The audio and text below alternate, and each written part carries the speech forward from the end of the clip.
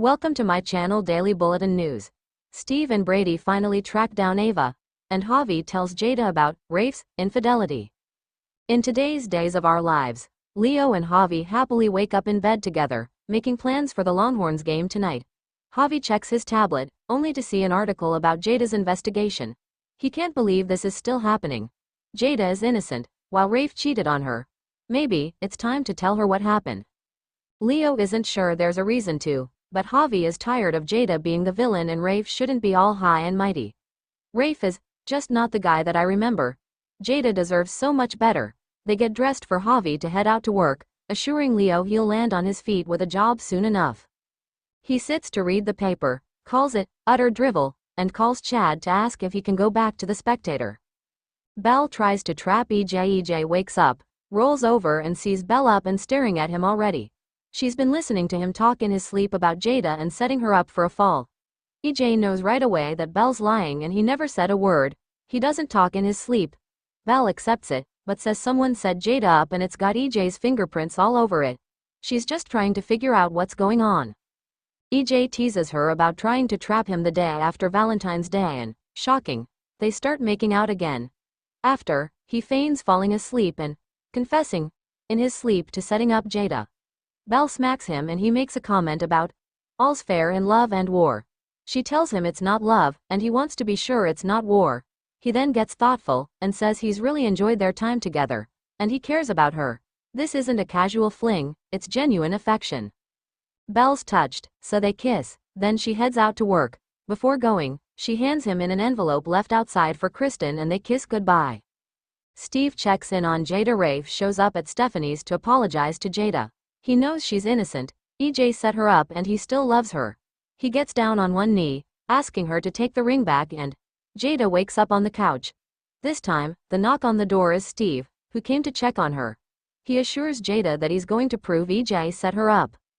But for now, he's been pulled in on Ava's disappearance for Brady. He fills Jada in on the details. She suggests the department equipment could boost the voicemail quality, then, when he says he's on it, she suggests finding ambient noise. Steve thanks her, but says he's on it, though he'll get her back as commissioner ASAP, and take EJ down in the process. Jada assures him JJ and Sean are on it. Steve's got to focus on Ava, the mother of his son. But she's so lucky to have the Johnsons in her corner.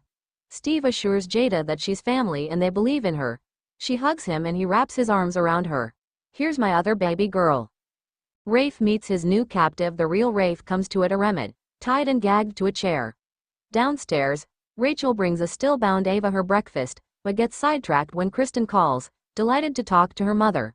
Rachel checks on her granddaughter, and Kristen says she's not being punished, but she's going to have to learn that hostage-taking isn't going to solve her problems.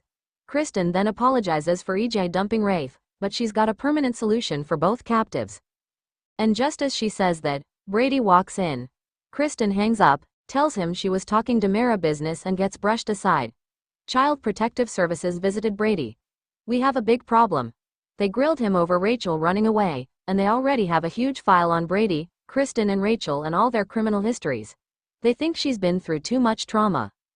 Brady came to warn Kristen the CPS woman is heading her way. Nothing else can go wrong with Rachel, or any of them. One more incident and Rachel is gone.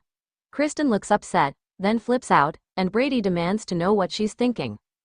She just says she was taken off guard, then thanks him for the heads up. They've got this. Though when she asks if he'd like to stay to see Rachel, he says he's got to meet with Steve over Ava's disappearance. He heads out, leaving a worried Kristen behind worrying about Rachel's part in kidnapping Ava. Back at the Blake house, Rachel takes Ava's gag out and immediately her captive starts screaming. Upstairs, Rafe hears her. Ava calls her captive crazy and felonious, which Rachel throws right back at her. When Ava refuses to eat, Rachel takes the food up to Rafe.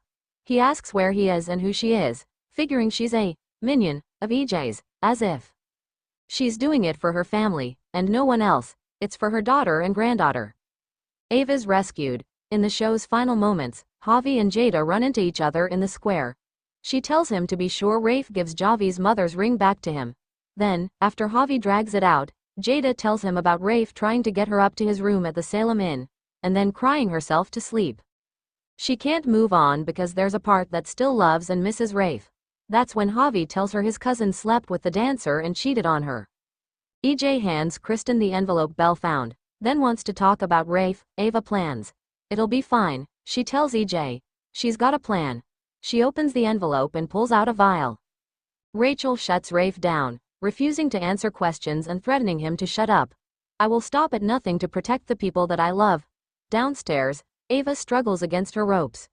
Rachel goes over some ground rules for feeding time, then gleefully tells him he's not the only prisoner when he mentions hearing another woman's voice. Stay tuned and subscribe the channel.